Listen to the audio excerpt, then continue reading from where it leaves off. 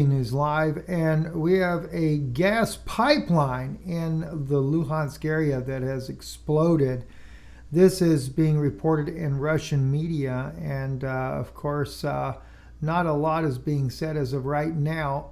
I know that it's going to be blamed on Russia, just such as what the very guy that originally commented on this, Mr. Bill Browder, he was sitting there saying that it doesn't look like it takes a whole lot to realize that Putin orchestrated in 1999 a bombing of the apartment building in Russia and blamed it on the Chechens and started a brutal war against Chechnya, which got him elected president. Not hard to see the similarities of the supposed attack on a crucial oil pipeline to justify war with Ukraine.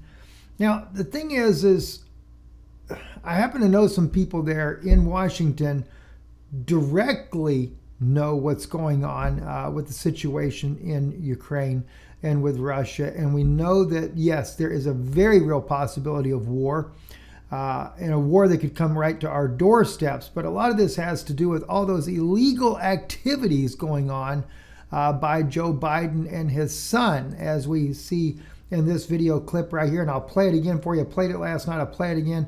This is where he talks about cutting out that loan guarantee, 12, 13 time boasting about it, right? And Listen I up. was supposed to announce that there was another $1 billion loan guarantee. And I had gotten a commitment from Poroshenko and from Yatsenyuk that they would take action against the state prosecutor, and they didn't. So they said they were walking out to press. State prosecutor was going to investigating the company his son was involved in, gas company. The president said, I said, call him.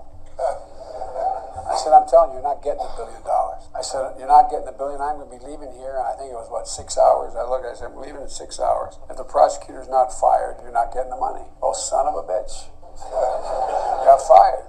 Nothing to check. Nothing to check, huh? Nothing to check. That's exactly right. Nothing to check. Yeah, there is a lot to check. So when I see a guy like Bill Browder over here saying that Russia just orchestrates all this, and then you see over here Joe Biden is making sure that the man that's investigating the company where his son is getting some huge hefty kickbacks on one of these gas companies there, and knowing that all the kickbacks continue to go on, and this is part, and by the way, you guys, we don't get to see everything that's in the transcripts that happened between President Biden and President Putin at their last meeting, where Putin would not even meet with him face to face. He was so angry about the way that Russia is being treated, was sick and tired of having to make all these hefty payments that he knows it goes to Biden and his son. A lot of those revenues in the tunes of millions of dollars of kickbacks they're getting. And they want to brush us all up underneath the rug, right? And then you get this email scandal here where Hunter Biden has given an email, and they're talking about having to pay out cash and stuff like that for blackmailing and all this kind of good old stuff here. And of course, the natural resources of Ukraine, all this is involved in it. And the government by the general prosecutor about ready to blow the lid off of all this. And then we wonder why we're about to go to war with Russia. Think about it, friends. Think about it. And now suddenly we have this gas pipeline going up in smoke in Luhansk. And of course, if it's in Luhansk, it's easy to blame it on the Russians, right? Well, just remember, they cross those lines all the time, the Ukrainians. Easily they could blow up that pipeline. Easily they could blow it up. Cause Russia more problems on top of it. Not to mention all the money they got to pay out. Now they got to go out and repair a pipeline, too, that's going across Ukraine. Makes you wonder, doesn't it? Makes you wonder. Anyway, Putin tells Ukraine how to end Donbass war. The Russian president has called on Kiev to hold talks with the separatist leaders. Russian President Putin was warned that Ukraine must begin talks with the two breakaway regions in the country's war-torn east to put an end to the fierce fighting that has escalated in recent days. Speaking following talks with Belarusian leader Alexander Lukashenko on Friday, Putin said that Kiev needs to sit down with the representatives from the self-declared Donbass republics to secure a permanent ceasefire. The guarantee that peace can be restored comes with the implementation of the Minsk agreements. The Russian president said all Kiev needs to do is sit down and negotiate table with the representatives of the Donbass and agree on a political, military, economic, and humanitarian measures to end this conflict. The sooner this happens, the better, he states. Listen, what's going to happen, though, if things doesn't quiet down pretty soon, we're going to be in a world of mess. Huge world of mess. And this is not going to be funny whatsoever there. All right, here we go. The other part I want to share with you. A report was received from Turkey that the Iranian intelligence service had planned to assassinate the Israeli businessman Yair Galer in the retaliation of the assassination of Moshe Fakhrizadeh, the architect of the Iranian nuclear program, that the Turkish intelligence services thwarted the assassination attempt.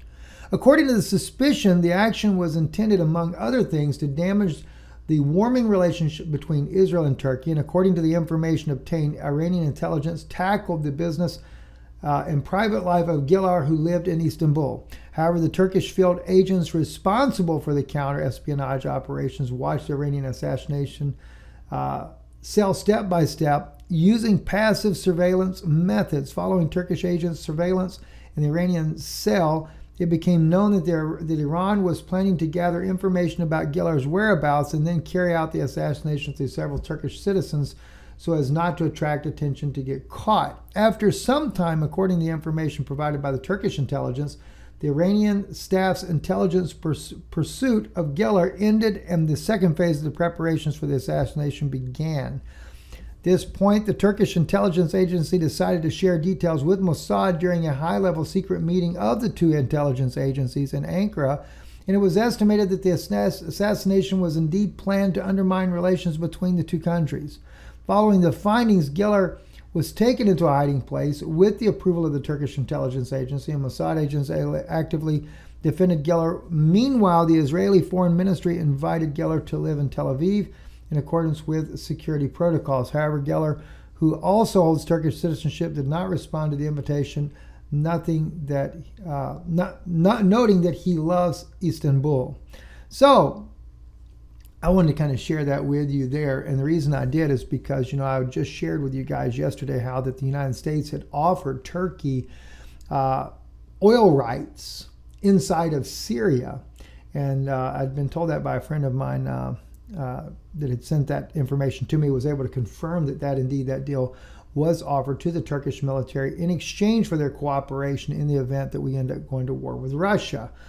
Well, it seems to me when I saw this news article here that was sent to me by a good friend over in Israel, that's indeed exactly what's going on. They are definitely taking up on that information. Of course, in this case here, it's not so much the United States and Turkey, but rather Israel, which lets us know that those agreements are definitely being made, and the two are working closer together because Iran, of course, is more of a Russian partner there.